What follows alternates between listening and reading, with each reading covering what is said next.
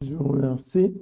Monsieur le Président de la République, Monsieur le Premier ministre, Mesdames et Messieurs, les membres du Parlement, du gouvernement, Mesdames et Messieurs, chacun en ses titres et grades, je voudrais vous remercier d'être présents ici en ce moment historique pour notre pays, pour notre démocratie et pour notre République. L'opposition sénégalaise est venue participer à ce rassemblement, à cette réunion, à cette manifestation, parce que nous sommes convaincus que le dialogue est la meilleure forme de gestion des affaires publiques. Madame Aminata Mbengue l'a rappelé, Moustapha Niasse avant elle, nous sommes des disciples de Senghor. Nous croyons au dialogue. Le dialogue, c'est un banquet du donner et du recevoir.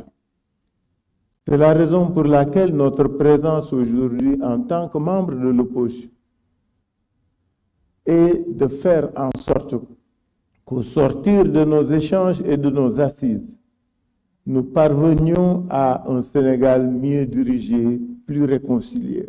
En ce sens, nous voudrions dire que venir au dialogue, pour nous de l'opposition, c'est répondre à une invite pour que le Sénégal puisse changer et changer durablement.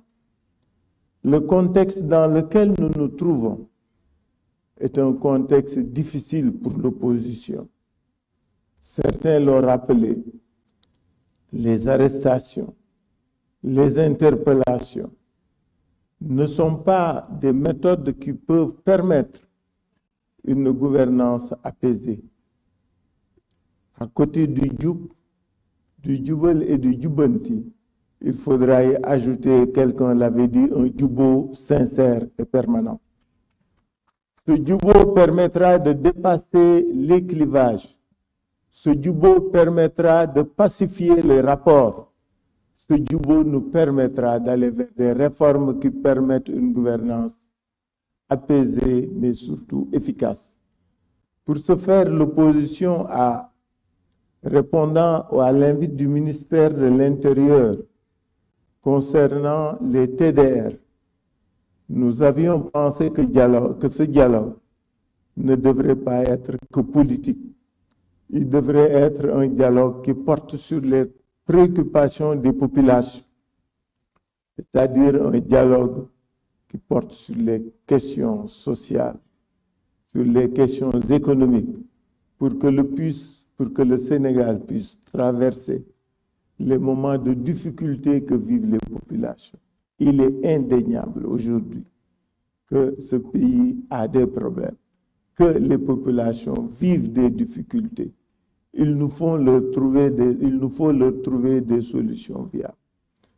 Nous sommes venus à ce dialogue aussi, puisque c'est un dialogue dit politique, pour que le système puisse évoluer. 1992 a été un bon point de départ. Il a été suivi de différents autres moments de réflexion et de communion. 96, 2000, 2017, 2019. Ces moments de communion ont permis de dépasser les contingences et les conflits.